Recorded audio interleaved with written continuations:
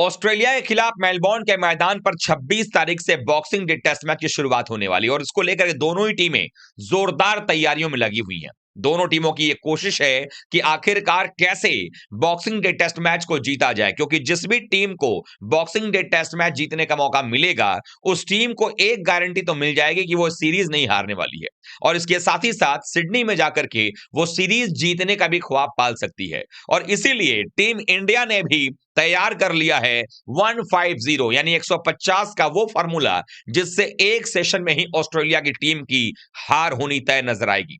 आखिरकार क्या तैयारी की गई है भारतीय टीम मैनेजमेंट की तरफ से और कैसा है कप्तान रोहित शर्मा का टॉप 3 वाला प्लान, वो सब कुछ आपको हम इस वीडियो में बताने वाले। वीडियो पूरा देखिएगा, पसंद आए तो लाइक कीजिएगा, शेयर कीजिएगा दोस्तों में, और चैनल पर पहली बार आए हैं तो क्रिक रोस्ट की फैमिली में सब्सक्राइब बटन दबा करके अभी शामिल हो जाएगा। चलिए वीडियो को शुरू करते हैं। आप सबको पता है कि मेलबोर्न के मैदान पर भारतीय टीम 26 तारीख से जब मैदान पर उतरेगी तो उसको यह भी याद होगा कि पिछले कुछ दौरों पर भारत ने मेलबोर्न में अच्छा परफॉर्मेंस किया है, लेकिन इस बार विकेट थोड़ा सा अलग दिखाया जा रहा है। विकेट जो हमने देखा है उसके मुताबिक अभी घास काफी है, हालांकि अभी समय है 26 तारीख आने में, हो सकता है घास को और सेट किया जाए और जितनी तेज धूप पड़ रही है मैदान पर उसको देख करके ये भी कह सकते हैं कि वो घास पहले दिन की अपेक्षा दूसरे दिन अपनी वही ग्रीनिश जो है वो बना कर रखेगी, ऐसी संभावना बेहद कम नजर आ रही है।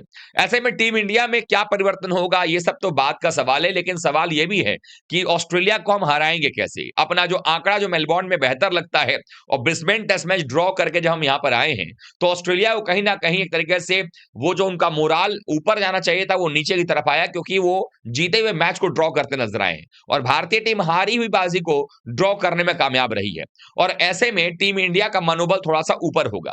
प्रैक्टिस सेशन की अगर हम बात करें तो केएल राहुल इंजर्ड हुए, रोहित शर्मा इंजर्ड हुए, लेकिन अच्छी बात यह है कि दोनों खिलाड़ी इंजरी के बावजूद भी बिल्कुल फिट हैं, तैयार हैं और बॉक्सिंग डे टेस्ट मैच खेलने के लिए भी बिल्कुल फिट नजर आ रहे हैं। लेकिन जो मैनेजमेंट अपनी टीम इंडिया का जो फैसला करना है उसको देखना पड़ेगा। आखिरकार वो 150 और टॉप 3 का प्लान क्या है, मैं आपको जरा वो बताता हूं। 150 का प्लान का मतलब ये होता है, आप सबने देखा होगा कि सीरीज के अंदर में हमारे भारतीय बल्लेबाज जब जब ऑस्ट्रेलिया के खिलाफ पहली पारी में बैटिंग करते आए हैं वहां पर हमारी टीम जो है शुरुआत में ही बहुत जल्दी झटके खाती है और साथ ही साथ 150 रन 180 रन, आपको याद होगा पर्थ में हम पहली पारी में 150 पर आउट हो गए थे। दूसरी पारी में हमने 487 बना दिया था। तीसरी पारी यानी एडिलेड में हम पहली पारी में 180 पर आउट हो गए थे। उसके बाद दोबारा से हम निपटते नजर आए और गाबा के मैदान पर भी आप देखें तो पहले 44 रन पर हमारे 4 विकेट गिर गए थे, 74 पर 5 हो गए थे, यानी वहां पर भी 150 के आसपास ऑल आउट होने की नौबत आ गई थी। वो तो भला हो केएल राहुल, जडेजा और आकाशदीप का, जिन्होंने भारतीय टीम को 250 के पार पहुंचा दिया, लेकिन जो आपके प्रमुख बल्लेबाज हैं उनका योगदान कुछ खास नहीं रहा है। इसीलिए यहीं पर लागू होता है 150 का फॉर्मूला। अब 150 का फॉर्मूला क्या है? आप सबको पता है कि एक ओवर में 6 गेंदें होती हैं, तो 25 ओवर में 150 गेंदें होती हैं। और ये जो कूकाबूरा है और ये जो 25 ओवर यानी 150 गेंदों का जो कमाल है ना, वो बड़ा रिलेशन आपस आपस में बेहतर है, क्योंकि अगर आपने रेड कूकाबूरा बॉल से मेलबोर्न के मैदान पर 150 का फॉर्मूला लगा दिया, मतलब अगर आपने अपने बल्लेबाजों से कह दिया कि हमारा मिडिल ऑर्डर एक्सपोज तब तक ना हो जब तक कि 150 प्लस बॉल जो है ऑस्ट्रेलिया वाले कर ना लें और हम खेल ना लें। यानी भारतीय टीम की परेशानी तब तक बढ़ी है जब जब हमारा मिडिल ऑर्डर नंबर 4, 5, 6 जो है वो 10 ओवर के अंदर आ गया है, तब ऑस्ट्रेलिया हमारे ऊपर शिकंजा कसने में कामयाब रहा है। अब अगर आप देखें तो पर्थ की पहली पारी में हम 150 पर ऑल आउट हो गए और उसके बाद अगर देखेंगे तो फिर हम दूसरी पारी के अंदर में 201 रन की पार्टनरशिप लग जाती है ओपनर केएल राहुल और जायसवाल के बीच में। यहीं पर वो अंतर पता चलता है कि जब जब हमारे ओपनर्स ने रन बनाए हैं, हमारी टीम की बल्लेबाजी क्रम में जो रनों का अंबार लगा है वो ज्यादा लगाया गया है।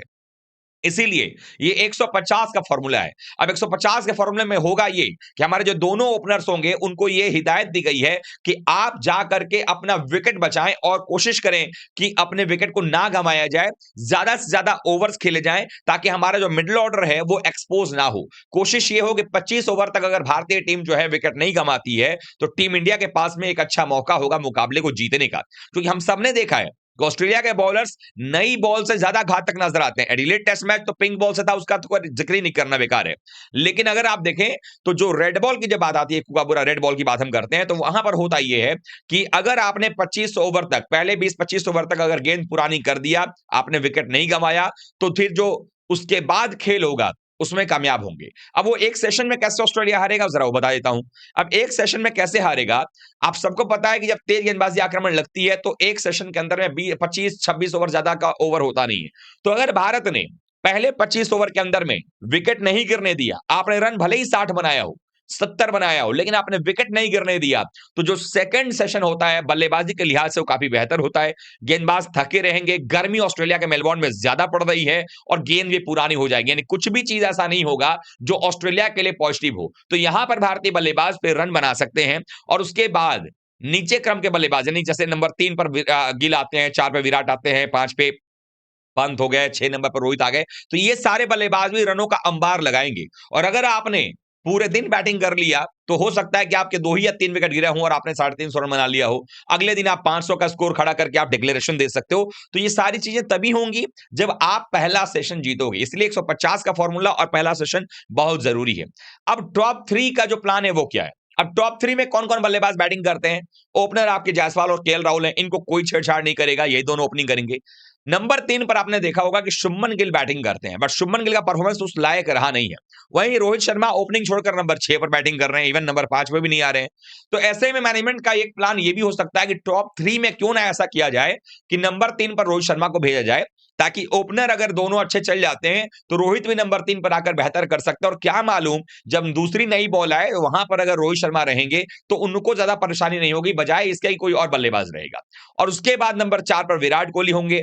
5 नंबर पर भी आप पोजीशन चेंज कर सकते हो, यानी 5 पर भी आप गिल को खिला सकते हो, क्योंकि 6 नंबर पर ऋषभ पंत का खेलना ज्यादा बेहतर रहेगा इस टेस्ट सीरीज के अंदर में। क्योंकि अभी तक इसके पिछले दौरे पर देखेंगे ऋषभ पंत नंबर 5 पर कभी बैटिंग करने नहीं आया, हमेशा नंबर 6 नंबर 7 बैटिंग किया उन्होंने। इंग्लैंड में नंबर 6 नंबर 7 पर बैटिंग करते थे, लेकिन यहां पर पहली बार मैं देख रहा हूं उनको नंबर 5 भेजाया जा रहा है।